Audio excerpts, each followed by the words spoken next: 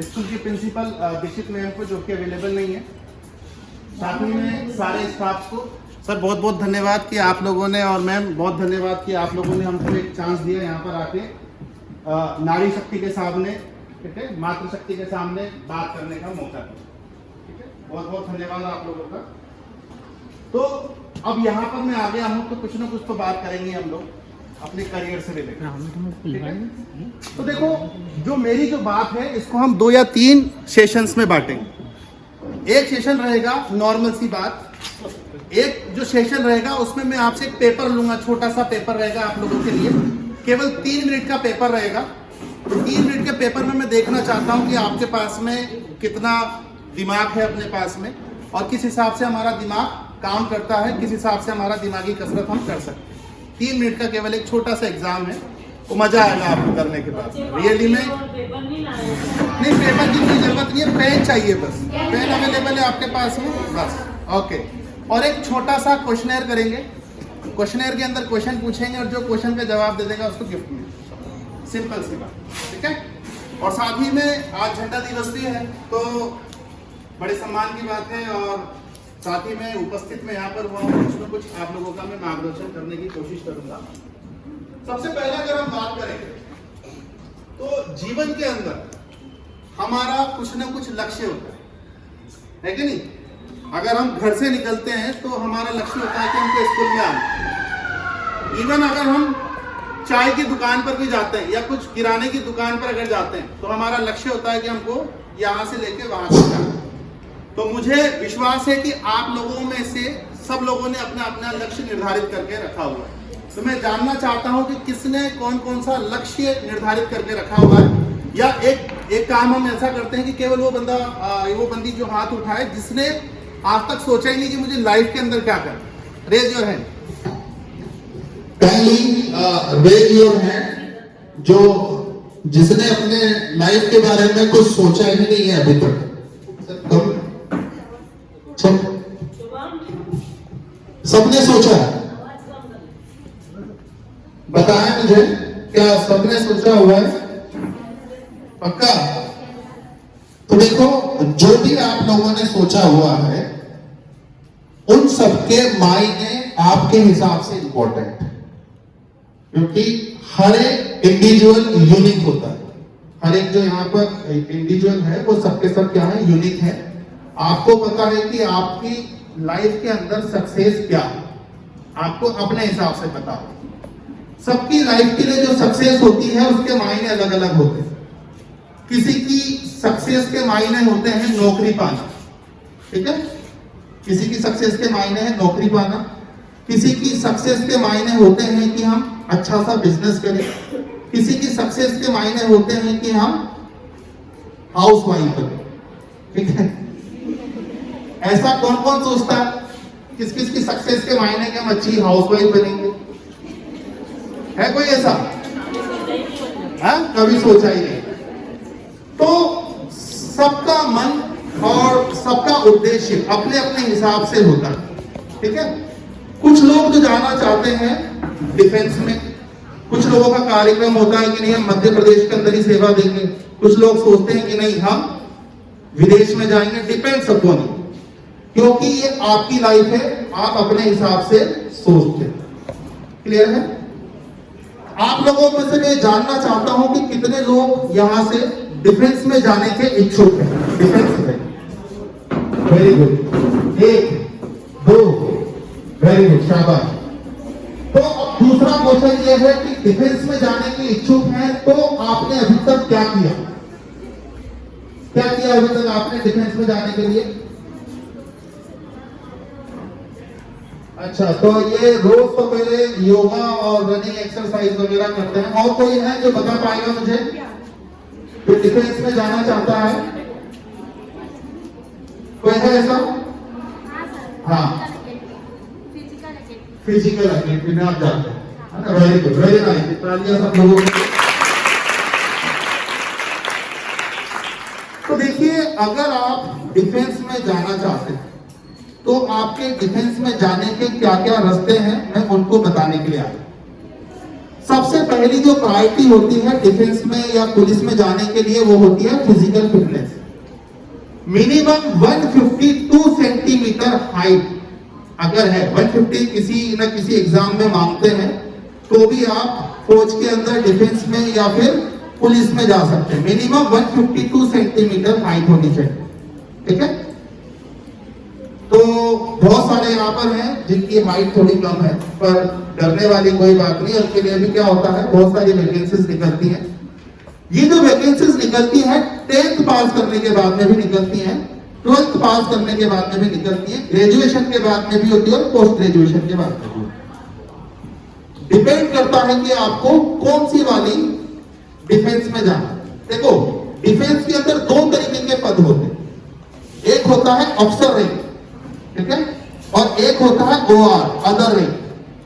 दो तरीके की रैंक होती है, अफसर रैंक है, अदर रैंक। जो अदर रैंक है उनमें जाने के लिए क्राइटेरिया 10th से चालू हो जाता है।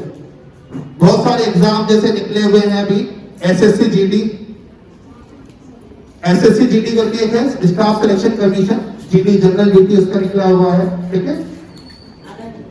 12th क्लास के बाद में बहुत सारे एग्जाम्स अवेलेबल होते हैं आपके पास में, जिसमें अग्निवीर का नाम आपने सुना होगा, काफी कंट्रोवर्सी में था, ठीक है। उसके बारे में फर्दर कोई जानना चाहता है तो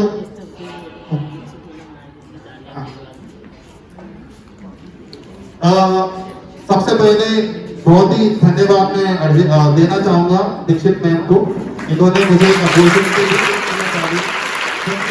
बहुत बहुत धन्यवाद। तो इस कार्यक्रम को आगे बढ़ाने की कोशिश करते हैं। तो मैंने बताया था आपको कि आप जा सकते हैं अग्निवीर के थ्रू। साथ ही में 12वीं जैसे ही आप पास करते हैं या 12वीं परसीव जब कर रहे होते हैं, तो अभी आप लोगों के लिए एक और ऑप्शन खुल गया है, that is known as NDA। NDA के एग्जाम के बारे में आप लोगों ने सुना होगा। NDA के अंदर पहले आज से 2 साल पहले, 2 से 3 साल पहले लड़कियां फॉर्म नहीं भर पाती थी, पर अभी लड़कियां भी फॉर्म भर रही है NDA के अंदर, ठीक है। तो NDA नेशनल डिफेंस एकेडमी, इसके अंदर क्या होगा, 2 तरीके से एग्जाम होते हैं। साल में 2 बार एग्जाम होंगे आपके। उन एग्जाम्स को अगर आप क्लियर कर लेते हैं तो फिर आपको कोई प्रॉब्लम नहीं होती है। जो भी आप ग्रेजुएशन करना चाहते हैं वो सरकार आपको करवाती है। तो मतलब कि अपने मम्मी पापा के पैसे बच जाते हैं कुल मिला, और साथ ही में आपको डिग्री मिलेगी और पैसा भी मिलेगा। समझ रहे हैं आप? तो दोनों चीजें। और इसके अलावा भी और बहुत सारे एग्जाम्स होते हैं 12th के बाद में। और जो एग्जामिनेशंस हैं टेक्निकल जो होता है एयरफोर्स में, नेवी में, आर्मी के अंदर भी आप जा सकते हैं 12वीं पास करने के बाद। अगर आप ग्रेजुएशन कर लेते हैं, अभी तो आप 12वीं में हैं, ग्रेजुएशन करने के बाद में आपके पास में और अपॉर्चुनिटीज बढ़ जाती हैं। एक होता है AFCAT, air force common admission test. इसके लिए मिनिमम रिक्वायरमेंट होती है 50% ग्रेजुएशन में आ जाए, और कुछ फिजिकल स्टैंडर्ड होता है। फिजिकल स्टैंडर्ड करने के बाद में आपको एग्जामिनेशन देना पड़ेगा। एग्जामिनेशन के अंदर मेनली 4 या 5 चीजें आती हैं। एक आती है जनरल इंग्लिश, ठीक है, जनरल इंग्लिश आएगी। एक आएगी आपका GK and GS, general knowledge and general science, ठीक है। तीसरा जो होता है वो होता है रीजनिंग, मैथमेटिक्स। ये 4 या 5 चीजें होती हैं। अगर आपका कमांड अगर इन्हीं पर अभी से है चालू, तो आप 100% सक्सेसफुल हो सकते हैं। तो AFCAT के अंदर आप जा सकते हैं। जो बालिका यहाँ पर NCC में है, कोई है NCC में यहाँ पे? NCC में जाने के बाद में C सर्टिफिकेट अगर मिल जाता है आपको, C सर्टिफिकेट, तो C सर्टिफिकेट से डायरेक्ट एग्जामिनेशन दे सकते हैं आप।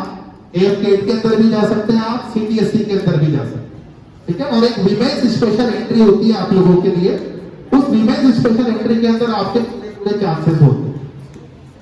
तो सबसे इंपॉर्टेंट बात यह है कि आपकी लाइफ है, आपको अपने हिसाब से हैंडल करते हुए आगे चलना। और साथ ही में सबसे इंपॉर्टेंट है कि आपको फिजिकली फिट होना है, साथ ही में मेंटली फिट भी होना है। तो मेंटली फिट है कि नहीं है हम लोग? आप डाइवर्ट होते हैं कि नहीं होते हैं, जो आपका ऑब्जर्वेशन किस हिसाब से है, इस चीज को रखते हुए, मद्देनजर रखते हुए हम एक छोटा सा एग्जामिनेशन लेने की कोशिश करते हैं और देखते हैं कि आपके पास में कितना टैलेंट है ना। तो केवल 3 मिनट का एक्सरसाइज है, 3 मिनट की एक्सरसाइज के अंदर सारी चीजें आपको पता चले, ठीक है। तो मैं काइंडली थोड़ा सा समय का अभाव, महिषासुर मर्दनी थी देवी, आज भी है और कल भी है। समझ रहे मेरी बात को?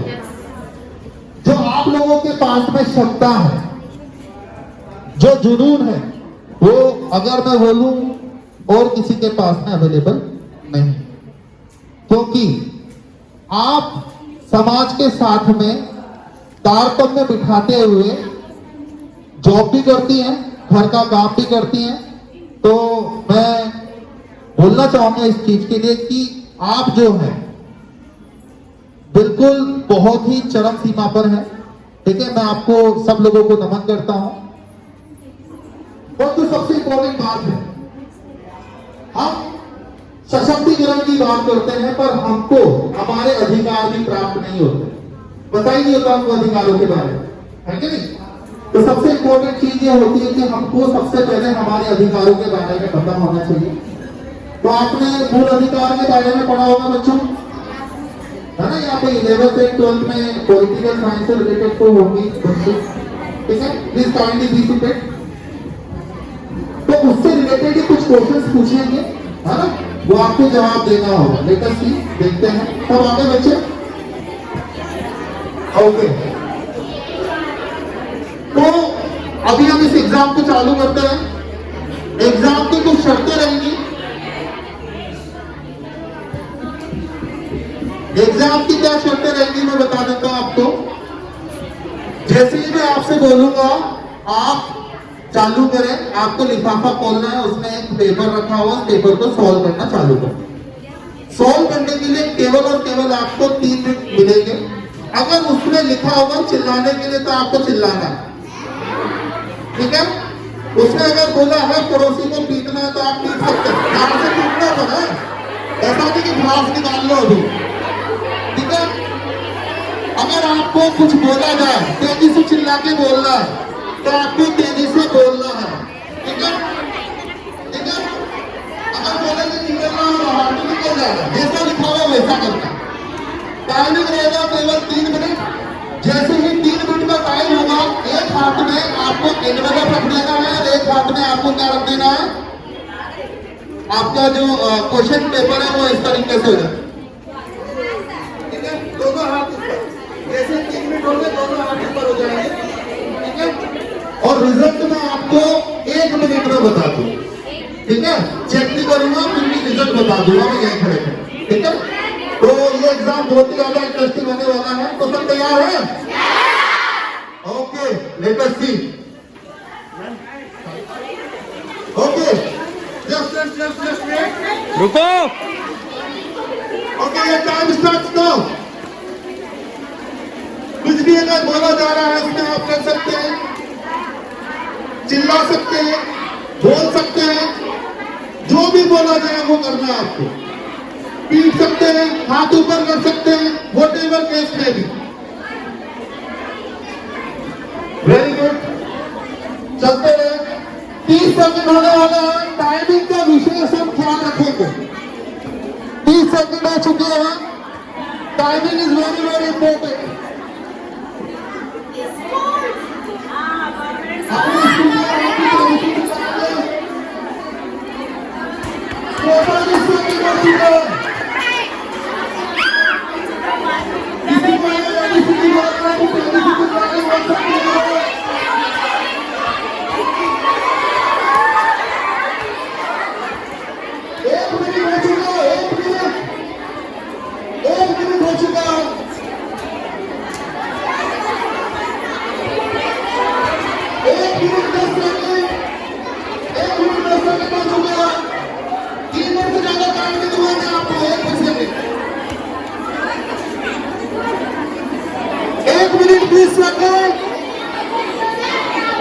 हो गया 1 मिनट 20 सेकंड। 1 20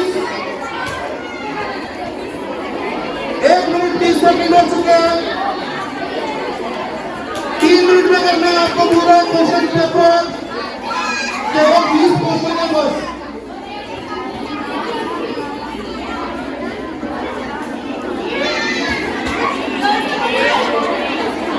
हो गया? Very good. पेपर धोखा हो गया। 2 मिनट हो चुके हैं, 2 मिनट। जल्दी करो क्वेश्चन पेपर फास्ट। पड़ोसी को किसी ने पिक्चर नहीं इसमें। हाँ वेरी गुड शाबाश। जल्दी करो, 2 मिनट 15 सेकंड में सुनिए। जल्दी कीजिए, 2 मिनट 20 सेकंड। जल्दी कीजिए, जल्दी जल्दी। टाइम की रोक कर रही है फास्ट।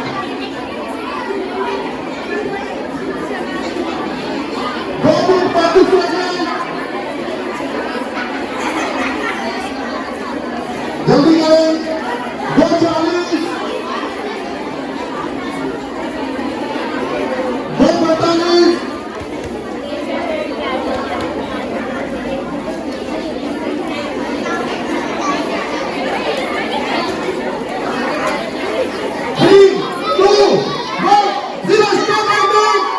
हाथ ऊपर, हाथ ऊपर, सब लिफाफे ले लो, हाथ ऊपर, लिफाफे ले लो, पेपर नहीं लेना, केवल लिफाफा लेना, पेपर नहीं लेना, केवल लिफाफा, पेपर आप ही के पास रहेगा पेपर। ओके, आप लोगों में से मुझे बताएं कि कितने लोगों ने कर दिया, कितने लोगों का 1 मिनट के अंदर हो चुका था क्वेश्चन पेपर। 1 मिनट में किसका हो गया?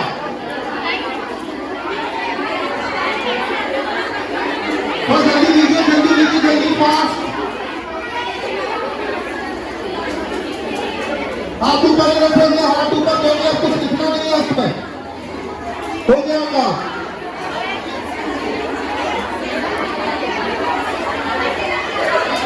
तो जल्दी करेंगे फास्ट।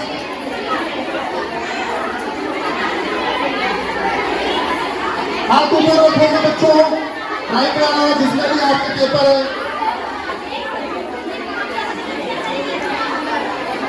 ओके ओके, हो गया? ओके, समझते हैं अभी कितने लोगों का क्वेश्चन पेपर अधूरा रह गया? Raise your hand. अधूरा रह गया, उसके हाथ ऊपर खड़े करो। जब पूरा कर ही नहीं पाए, इतने सारे बच्चों का अधूरा रहेगा 3 मिनट में। चलो, जिनका अधूरा रह गया हाथ नीचे, जिनका पूरा हो गया 1 मिनट में, वो केवल 1 मिनट में दोनों खड़े जाओ। कैसे हुआ पूरा आपका? Very good.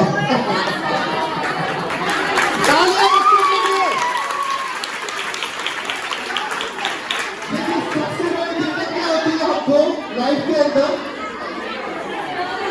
वेरी गुड, शाबाश।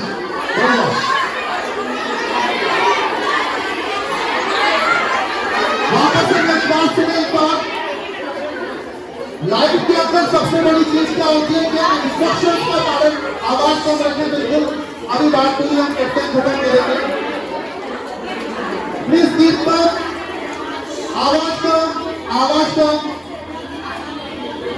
बिल्कुल आवाज नहीं। एक बार मेरी बात सुन लें।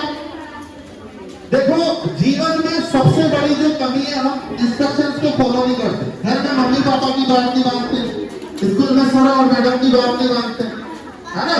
पेपर में जो लिखा हुआ था उसकी बात नहीं मानते। पेपर के अंदर सबसे पहला क्वेश्चन लिखा था कि कुछ भी करने से पहले पूरा करें। किसी ने पूरा नहीं पढ़ा, केवल 2 बच्चों के अलावा। इतने में से केवल 2 बच्चे थे, उनके अलावा किसी ने पूरा नहीं पढ़ा। अगर पूरा पढ़ते आप तो मुश्किल से इस क्वेश्चन पेपर को सॉल्व करने में केवल और केवल 1 मिनट लगता पढ़ने का टाइम। ठीक है? उसके अंदर क्वेश्चन नंबर 18 में लिखा हुआ था कि अगर आपने यहां तक पढ़ लिया तो केवल क्वेश्चन नंबर 2 और 3 का ही आंसर दे। तो क्वेश्चन नंबर 2 और 3 में क्या करना था, आपको अपना नाम लिख के सरनेम के नीचे अंडरलाइन कर देना था। अगर आप 19 और 20 के ऊपर अगर जाते तो एक सिग्नेचर करना था, एक आपके बारे में एक शब्द लिखना था। तो ये एक्टिविटी करने में मुश्किल से 1 मिनट का टाइम लगता है। फिर भी मैंने क्या किया, आप लोगों को प्रेशराइज किया, ऐसा इंफॉर्मेशन आप हाथ ऊपर कर लेंगे, 3 मिनट का टाइम है। तो ऐसी चुनौतियां हमारे देश में हमारे लाइफ के अंदर तो आती कंफर्म, पर जो चुनौतियों से जीत कर जो आगे बढ़ जाता है वही क्या कहलाता है, अपना सबसे महान आदमी, महान पुरुष, महान महिला कहलाता है।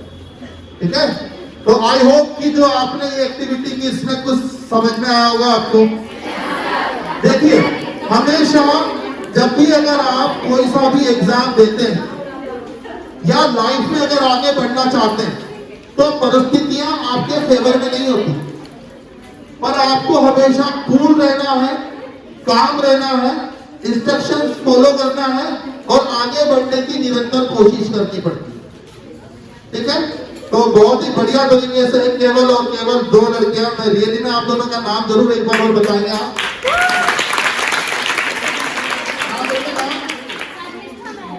सर्विस्था Mehra, very good. Rupal, very good. तो आप कौन सी क्लास में? 11th। हाँ, वेरी गुड, वेरी नाइस, शाबाश। चलो तो अभी थोड़ा सा इंटरेस्ट और बढ़ा लेते हैं, आप लोगों की जनरल नॉलेज चेक कर लेते हैं, है ना। जनरल नॉलेज के अंदर रैपिड फायर रहेगा, जिसका सर आप लोग ध्यान देना, जिसका हाथ सबसे पहले ऊपर होगा उसी से हम आंसर पूछेंगे। ठीक है, क्योंकि देखिए महिला सशक्तिकरण से रिलेटेड है, तो हम केवल और केवल महिलाओं के बारे में यहाँ पर चर्चा करें। ठीक है, तो मेरा एक छोटा सा पेपर है, मैं दे देता हूँ।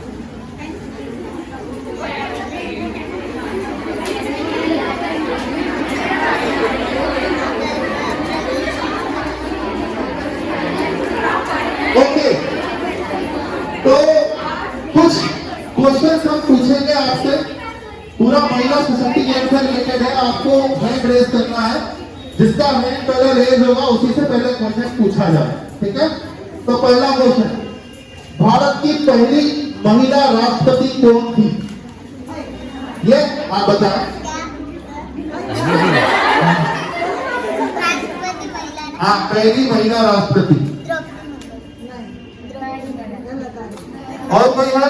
वेरी गुड, आप बताएं। हाँ, राष्ट्रपति कौन थी? हाँ, द्रौपदी मुर्मू जी, इंदिरा गांधी। ये भाई प्रतिभा पाटिल,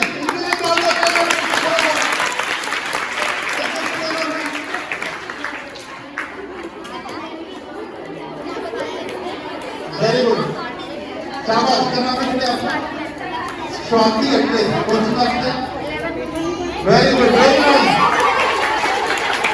वेरी गुड, बहुत ही बढ़िया जवाब दिया। और ये अभी सबको पता चल गया होगा, श्रीमती प्रतिभा पाटिल, पूरा नाम है श्रीमती प्रतिभा देवी पाटिल। ठीक है, बहुत ही बढ़िया, शाबाश। दूसरा क्वेश्चन, भारत की पहली महिला प्रधानमंत्री कौन थी? वो राष्ट्रपति। वेरी गुड, शाबाश।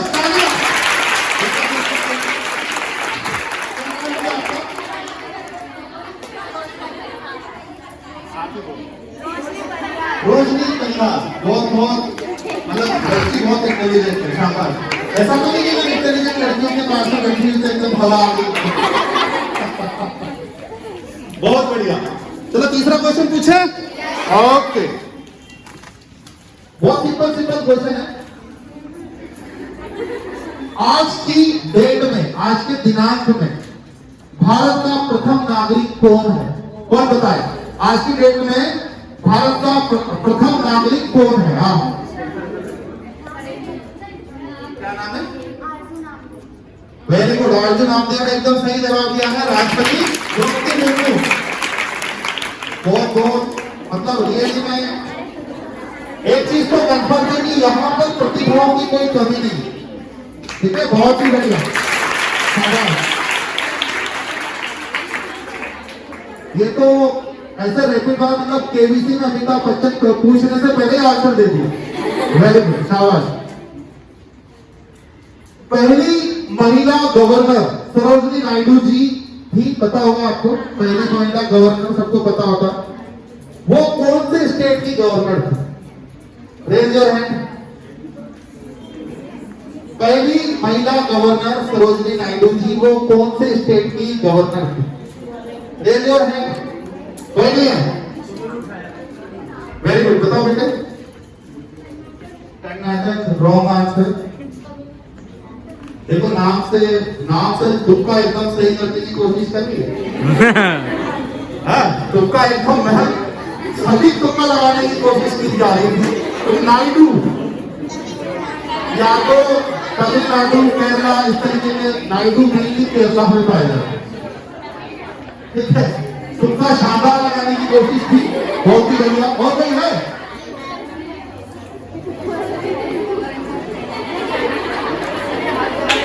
कौन बता रहा? हाँ, देखो टाइम की अपने पास में कमी है।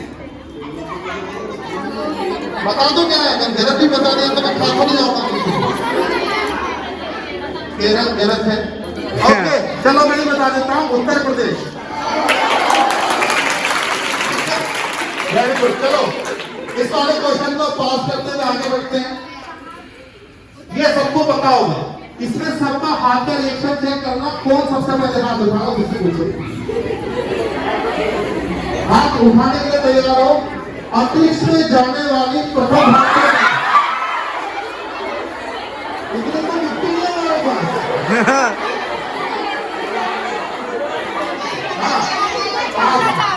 कल्पना चावला।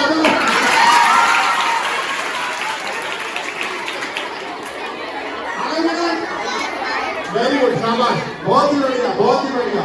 मुझे पता था सबको पता होगा, सब लोगों ने हाथ उठाया, तो बहुत ही वेरी गुड। अब ये वाला क्वेश्चन, ठीक है, कोई लाइफ लाइन नहीं मिलेगी इसमें आपको। प्रथम लड़ाकू पायलट महिला कौन थी? और सबसे बड़ी बात यह है कि हमारे मध्य प्रदेश से ही थी। लड़ाकू पायलट, फाइटर पायलट, इंडिया की फर्स्ट फाइटर पायलट कौन थी? और सबसे बड़ी बात मध्य प्रदेश की भी है इसमें।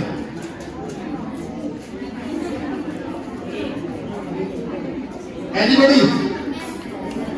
कोई है? चलो मैं बता दूं, फिर बताएंगे। बहुत बहुत क्या बात है।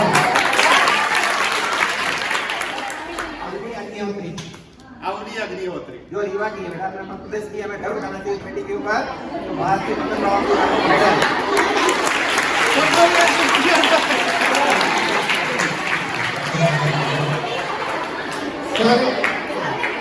यही तो बात होती, गुरु होते हैं। ठीक है, चलो बहुत ही बढ़िया, सबने एकदम सटीक जवाब दिया। चलो आगे मैं एक्सप्लेनेशन दे देता हूँ। तीन हमारे देश की पहली महिला फाइटर पायलट मानी जाती है। भावना भट्ट, मोहना सिंह, अवनी चतुर्वेदी। मैं होम टेक्ट्रा स्कूल के अंदर बिदर में पोस्टेड था। मैं अपने बारे में तो बताना ही भूल गया था आपको, चलो मैं बता देता हूँ। इंडियन एयरफोर्स में मैं 2002 में शामिल हुआ था और 2022 तक मैंने अपनी अंतिम सेवा दी है। ठीक है, 2022 जून 30 देश की सेवा करने के बाद में मैंने सोचा कि चलो समाज की सेवा भी की जाए, क्योंकि देश की सेवा कर ली है, पेंशन बन गई है ना। ऐसा लोगों के दिमाग में होता है कि नहीं अब सब कुछ आराम करना है। ठीक है, तो 20 साल सेवा देने के बाद में मैंने वहां पर क्या किया था, जो पायलट्स वगैरह होते हैं उनका मैं इंस्ट्रक्टर्स था, टेक्नीशियंस, टेक्निकल वाले जितने भी होते हैं, नॉन टेक्नीशियन। मैं हॉक टेक्ट्रा स्कूल के अंदर एज ए इंस्ट्रक्टर कार्यरत था। हॉक टेक्ट्रा स्कूल मतलब एक हॉक एयरक्राफ्ट है, हॉक मार्क 132, जो कि हमने इंग्लैंड में था, इंग्लैंड से खरीदा था 2007। उसका मैं इंस्ट्रक्टर था। साथ ही में मार्क 1, 1A एंड 2 तीन जहाजों पर मैंने काम किया।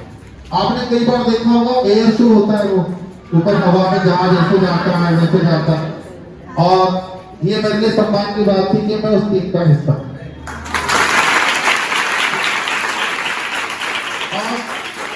हमारा हमारा जो बिदर में, जहाँ पर बिदर में मेरी पोस्टिंग थी, वहीं पर घर पे ये मेरी वाइफ है, तो उनके ऊपर ही उड़ता रहता था और सारा सब कुछ चलता रहता था उधर, सारा कार्यक्रम तो सारा उधर ही चलता रहता था सब कुछ, है ना। तो वहां उसके बाद में मेरा चेन्नई के अंदर पोस्टिंग हुआ। चेन्नई के अंदर में जो एक ग्रुप एक्स करके होता है एयरमैन भर्ती, उसके अंदर में मैं इंस्ट्रक्टर था और करीब मैंने अभी तक 15 साल, टोटल 20 ईयर्स तो मैंने सर्विस की एयरफोर्स में। पर मैं साथ ही में मैं केवी के साथ में भी जुड़ा हुआ था, केंद्रीय विद्यालय बिदर के अंदर, और साथ ही में मैम वहाँ पर गेस्ट लेक्चरर की तरह से जाती थी। वहाँ पर क्या था कि आजकल थोड़े से टीचर्स की कमी हो जाती है और मुझे लगता है कि यहाँ पर भी हम ऑब्वियसली थोड़ा सा सोच रहे होंगे इसके बारे में, कमी तो होगी मैंने। तो उस कमी को दूर करने के लिए हम लोगों को बोला गया कि एज अ गेस्ट फैकल्टी आप आ जाएं। तो मैम ने और मैंने करीब 2 साल तक वहाँ पर पढ़ाया और करीब मैं 2-3 महीने मैंने पढ़ा, क्योंकि सरकारी होते हुए, सेवा देते हुए आप किसी इंस्टीट्यूशन पर जाके पढ़ा नहीं सकते, ठीक है। तो अभी तक कम से कम 5,500 से 6,000 लोगों को हमने पढ़ाया है वहां पे, ठीक है। उसमें से कई लोग डॉक्टर भी हैं, कई लोग इंजीनियर भी हैं, कई सेना के अंदर अफसर भी हैं और कई जवान भी। तो फिर हमने सोचा कि चलो ठीक है, यहाँ पर हम जब आ ही गए हैं तो कुछ ना कुछ नया किया जाए, बच्चों की सेवा की जाए। तो यहाँ पर हमने एक छोटा सा इंस्टीट्यूट खोला है, salute police and defence academy. उसमें 9th एंड 10th हमने फ्री ऑफ कॉस्ट करके रखा हुआ है, ताकि हम अवेयरनेस फैला सकें फौज में जाने के लिए। इससे पहले भी हम 1-2 स्कूलों में गए हैं, ठीक है, पर प्राइवेट स्कूल थे। और मैम ने काइंडली जो मैम ने जो बोला है हमको कि ठीक है आप यहाँ पर आके अपना पथ प्रदर्शन कर सकते हैं आप लोगों के लिए, तो ये हमारे लिए बहुत ही ज्यादा गर्व की और सम्मान की बात है कि मैम ने हमको मौका दिया यहाँ पर बोलने का, ठीक है। तो आगे बढ़े। तो इसमें से अवनी चतुर्वेदी जो है, ठीक है, ये भी रीवा की सतना में भी रही है और शहडोल में भी, मतलब कि बचपन नहीं गुजरात की, है ना। और ये वनस्त्री विद्यापीठ जो लड़कियों के लिए बहुत ही बढ़िया पढ़ाई का स्रोत है, ये जयपुर के पास में है, टोंक डिस्ट्रिक्ट वहीं पर आसपास है। तो वहाँ पर सारी की सारी लड़कियां जितनी भी यहाँ से ग्रेजुएशन करने के लिए जाती है, वहाँ से कई ऐसी हैं जो सेना में अफसर हैं, कई लोगों से मिले। तो नेक्स्ट क्वेश्चन पूछते हैं। मैं काइंडली मेरे को टाइम का बता दें, 5 मिनट और।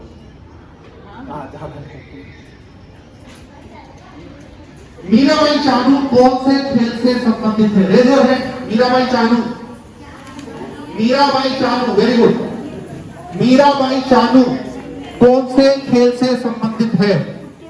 हाँ, उठ के बोल दो। डंबल, चलो शाबाश, बहुत बढ़िया।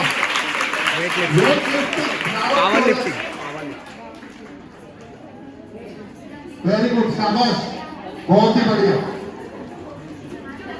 अब ये वाला क्वेश्चन तो सबको पता होगा, ठीक है, देखते हैं। प्रथम महिला मिस वर्ल्ड, पहली महिला मिस वर्ल्ड विश्व सुंदरी ऐश्वर्या राय तो बहुत बाद में पैदा हुई। नारा दत्ता, मतलब पहुंचे बीच बीच में। Very good. और भाई, हाँ, सुष्मिता से थोड़ा सा और नजदीक पहुंचे।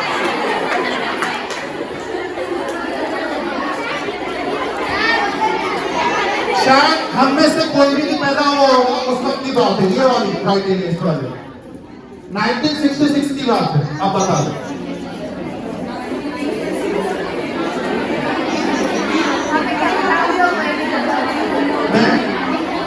वेरी गुड, मैम के लिए तालियां।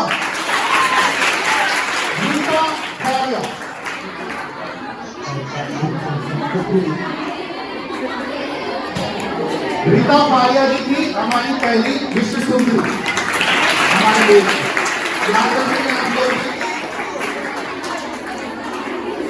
नेक्स्ट, मध्य प्रदेश से संबंधित भारत की दूसरी महिला स्पीकर, लोकसभा स्पीकर कौन थी? सबको नाम बताओ। मध्य प्रदेश रिलेटेड लोकसभा स्पीकर, आपकी लाइफ बदल जाए। हमारे पास में बहुत सारी चीजें इतनी मिल गई हमको जिन्होंने हमारी लाइफ आसान भी कर दी है और बुरी भी बना दी। एक चीज का नाम बता सकते हैं? कौन को बता सकते? मोबाइल। इसको देना चाहिए। बच्चों को सबको पता है कि मोबाइल सबसे वर्स्ट चीज है और सबसे बढ़िया भी चीज है। और मोबाइल को रोकने के लिए तरह तरीके के स्कूल में भी एज वेल एज घर पर भी स्नैपचैट्स होते हैं। कई बार धड़ाई में भी आ जाते हैं और कई बार आप निकल भी जाते हैं। पर मोबाइल एक ऐसी चीज है जो एक असेट के रूप में भी लिया जा सकता है। सपोज हम कहीं पर भी जा रहे हैं, आपने कोई वर्ड सुना नेक्टर या कहीं पर कुछ लिखा होगा डेजलर, अगर आप उस नाम को अगर आप गूगल में जाके सर्च करते हैं तो आपकी क्या हो जाएगी? नॉलेज बढ़ती जाएगी। तो नॉलेज बढ़ाना आपके ऊपर डिपेंड करता है। जैसे दो लोग डिस्कशन कर रहे हैं, कोई ऐसी चीज आ गई, नई चीज जो आपने कभी नहीं सुनी हो, आप गूगल से अगर पूछेंगे, गूगल पक्का आपको बताए। तो दुनिया में हमको ऐसा काम करके जाना है कि गूगल जब सर्च हो तो सबसे पहले हमारा ही नाम आना है। और ये आप कर सकते हैं, ठीक है। साथ ही में अगर आपको रिक्वायरमेंट हो करियर काउंसलिंग से रिलेटेड तो आपके दरवाजे हमेशा हमारे लिए हम खोल के रखे हुए हैं, आप आए। ये जो मैम है ये सर्टिफाइड काउंसलर है और साथ ही में हम भी थोड़ी बहुत काउंसलिंग कर लेते हैं। तो एक्चुअली जो भी आप बनना चाहते हैं, मैं ही नहीं बोल रहा कि आप डिफेंस में जाएं, जो भी आप बनना चाहते हैं आप अपने ड्रीम बनाएं, आप अपने ड्रीम की तरफ चलें, ठीक है। चीजों को एनालिसिस करना सीखें। रास्ते में बहुत सारी कठिनाइयां आएंगी, उन कठिनाइयों से आपको डरते हुए आगे जीत की तरफ कदम बढ़ाते रहना है। जिस दिन आपने ऐसा कर लिया तो लाइफ के अंदर कोई आपको रोक ही नहीं सकता है कि आप सक्सेसफुल ना हो पाए। जीवन में सक्सेस का केवल और केवल एक ही मंत्र है और वो होता है मेहनत। मेहनत के अलावा और कोई मंत्र नहीं। अगर हमें सोचे कि आज सुबह उठे और हमारे अकाउंट में 5 करोड़ रुपए आ जाए तो सॉरी नहीं आ सकता। होता है ना, कई आप लोगों में से कई लोगों के मैसेज में आता है मोबाइल पे 5 करोड़ जीत गया, है ना। काइंडली उन चीजों पर ध्यान ना दें। अपनी पढ़ाई पर एग्जाम सभी आने वाले, मैं शायद हाफ ईयरली होने वाली है ना, हाफ ईयरली जनवरी में होने वाली है। उसके बाद ईयरली एग्जाम्स भी रहेंगे। अच्छी तरीके से पढ़ाई करें, मेहनत करें, देश का नाम रोशन करें और सबसे इम्पोर्टेंट बात है अपने परिवार का नाम रोशन करें, ठीक है। ये सबसे इम्पोर्टेंट है क्योंकि पंडित श्री राम शर्मा आचार्य जी ने बोला था, ठीक है, गायत्री परिवार से रिलेटेड है कि अगर आप खुद सुधरोगे तो युग सुधरेगा। तो आप चाहते हैं अगर युग सुधारना तो सबसे पहले हमको क्या करना पड़ेगा? खुद को ही सुधरना पड़ेगा। बहुत बहुत धन्यवाद और जय हिंद। थोड़ा सा सोच ही रहा हूं मैं तो थोड़ा सा कुछ तो बोलूंगी, लेकिन हम फोन कर देंगे, ठीक है। तो मैं बोलूंगा भारत माता की, आप जय बोलेंगे, बोल सकते हैं। देखो रोज हमारे यहाँ कैरियर काउंसलिंग के प्रोग्राम होते हैं 12th क्लास। ऐसा प्रोग्राम कभी देखा है?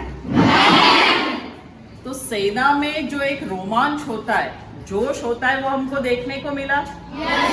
तो ऐसा लग रहा है कि तुमको जाना चाहिए सेना में। सर ने बहुत अच्छा बताया कि लड़कियों के लिए जरूरी नहीं है कि वहां बॉर्डर पे जाके लड़ाई करना है। ग्राउंड सर्विसेज भी होती है, ऑफिस स्टाफ भी होता है, तो वहां तुम लोग ट्राई कर सकती हो। आपका नंबर इनको शेयर कर दे, तो अगर इनको लगेगा। जी मैम, तो ये एग्जाम पेपर पे लिखा हुआ है। अच्छा, एग्जाम पेपर पे लिखा है। कभी भी बच्चों फ्री काउंसलिंग है, मेरे पास में आए। अगर आप फौज में नहीं भी जाना चाहते, अगर आपको कोई भी अगर प्रॉब्लम है, काइंडली, ऐसे तो आपके गुरुजन जो है ये एक्सपर्ट है इन सब चीज़ों में। अगर छोटा सा प्रयास अगर मैं कर पाऊंगा तो मेरे लिए बहुत ही सम्मान की बात होगी। दूसरा ये सुनो, इधर सर ने क्या बताया? सर कहाँ थे? एयरफोर्स में। तो सर को हम बताना चाहें कि हम भी उसी फील्ड से जुड़े हैं कहीं ना कहीं इनडायरेक्टली। हमारे साथ जो मैडम है, तिवारी मैडम, उनका बेटा एयरफोर्स में फ्लाइट लेफ्टिनेंट है। क्या बात।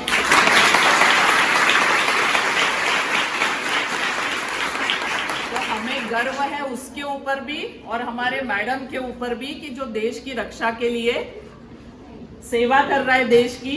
बहुत बहुत धन्यवाद उनको भी।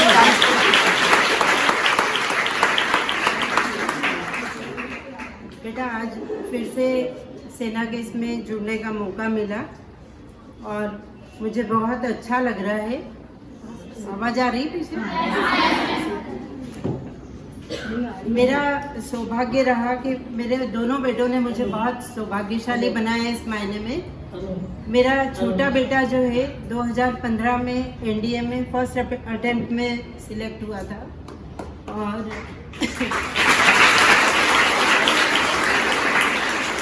बड़ा बेटा जो है सीडीएस उसने दिया इंजीनियरिंग के बाद और सीडीएस में ऑल इंडिया टॉपर रहा वो और अभी अहमदाबाद में पोस्टेड है, फ्लाइट लेफ्टिनेंट है। और मैं जब उसके पास गई थी शिलोंग पिछले दिनों तो मैंने एक चीज़ जो देखी वो ज़रूर मैं आज सभी को शेयर कर रही। मैंने आप जैसी बहुत इनोसेंट सी छोटी छोटी लड़कियों को वहाँ ऑफिसर के रूप में देखा तो मुझे बहुत अच्छा लगा और ऐसा लगा कि आप में से भी कई लोग ये योग्यता रखते हो बेटा जो बहुत आगे जा सकते हो।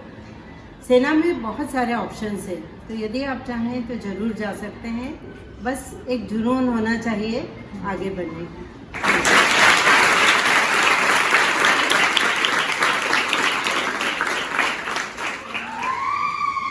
Thank you ma'am, thank you. Dharmendra sir आपका बहुत बहुत धन्यवाद। आज हमारे बच्चों को तारों की सैर करने का एक मौका है ना। आप लोगों ने उम्मीद करते हैं कि ये बच्चे उसको जुनून बनाएंगे और छूटे देखेंगे। ओके चलो तो भाई फौजी है तो फौज वाला थोड़ा सा काम कर लेते हैं। तेजी से बोलेंगे और इसको हिला देना एकदम। ऐसा समझिए कि भूकंप आया यहाँ पर। आपने सुना होगा ना भूकंप का यहीं पर होना चाहिए है ना। ओके मेरे साथ में बोलेंगे भारत